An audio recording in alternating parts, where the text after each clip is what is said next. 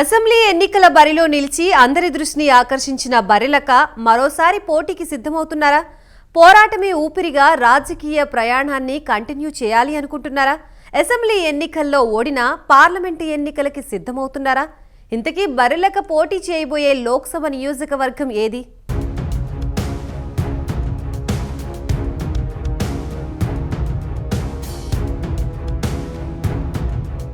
Telangana assembly ఎన్నికల బరిలో నిలిచింది. అందరి దృష్టిని ఆకర్షించిన శిరీష అలియాస్ బర్రెలక్క. మొన్నటి వరకు ఈ పేరు మార్మ్రోగింది. ఉద్యోగాల భర్తీ విషయంలో బర్రెలను కాస్తూ ఆమె తీసిన ఓ వీడియో సంచలనంగా మారడంతో పాటు రాష్ట్ర వ్యాప్తంగా కూడా చర్చనీయాంశంగా మారాయి. ఇక ఈ విషయంలో ఆమెకు నిరుద్యోగుల నుంచి భారీగా మద్దతు కూడా వచ్చింది. మరోవైపు విపరీతమైన ట్రోలింగ్ కూడా జరిగింది.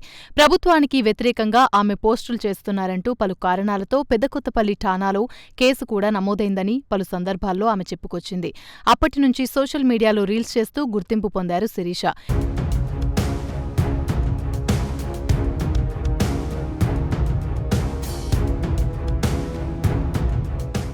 ఇటీవలే జరిగిన అసెంబ్లీ ఎన్నికల్లో నిరుద్యోగుల గలం వినిపించే ప్రయత్నం చేశారు బర్రెలక్క. అదేవిధంగా ఎమ్మెల్యే అభ్యర్థిగా నామినేషన్ వేసి బరిలో నిలిచారు. కేవలం తల్లితో నామినేషన్ వేసిన ఆమెకు ఆ తర్వాత పెద్ద ఎత్తున మద్దతు లభించింది. విద్యార్థి ప్రజా సంఘాలతో పాటు పలువురు మేధావులు కూడా శిరీషకు మద్దతుగా నిలిచారు. ఆమె తరపున ప్రచారం చేసి ఓటు వేసి గెలిపించాలని కోరారు. ఇక విజిల్ గుర్తుపై పోటీ చేసిన శిరీషకు 5,754 ఓట్లు రాగా 4వ స్థానంలో నిలిచారు. బర్రెలక్క ఎన్నికల్లో విజయం సాధించకపోయినా కనీసం 15,000 నుంచి 20,000 ఓట్లొస్తాయని ఎగ్జిట్ పోల్స్ చెప్పాయి. అయితే ఈ అంచనాలు తారుమారయ్యాయి. సోషల్ మీడియాలో విపరీతంగా ట్రెండ్ అయిన బర్రెలక్కకు పెద్ద ఎత్తున మద్దతు లభించింది. ప్రచారంలో దూసుకుపోయిన బర్రెలక్కకు కొల్లాపూర్ ప్రజలు అంతగా మద్దతు తెలపలేదు. ఈసారి బర్రెలక్క కొల్లాపూర్ నియోజకవర్గంలో గెలిస్తే చరిత్ర సృష్టిస్తుందని రాజకీయ విశ్లేషకులు భావించారు. ఏది ఏమైనా సోషల్ మీడియాలో ప్రచారం మోతమోగించినా అది ఓటు బ్యాంకుగా మారలేదని పలువురు అభిప్రాయపడ్డారు. దీంతో ఆమె మరోసారి ఎన్నికల్లో నిలిచేందుకు సిద్ధమవుతున్నారు. వచ్చేడాది జరిగే పార్లమెంటు ఎన్నికల్లో పోటీ చేయాలని భావిస్తున్నట్లు తెలియజేశారు.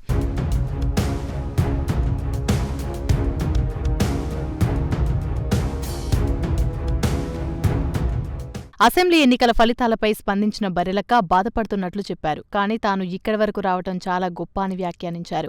ఈ బాధలో నుంచి త్వరలోనే బయటికొస్తానని, రాబోయే పార్లమెంటు ఎన్నికల్లో పోటీ చేస్తానని స్పష్టం చేశారు.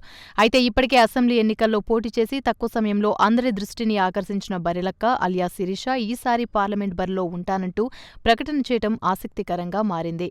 మరి ఆమె ఏ పార్లమెంట్ నియోజకవర్గం నుంచి బరిలోకి దిగుతారో త్వరలోనే తేలనుంది. చూడాలి మరి బర్రెలక్క రాజకీయ జీవితం ఏం మలుపు తిరుగుతుందో అన్నది.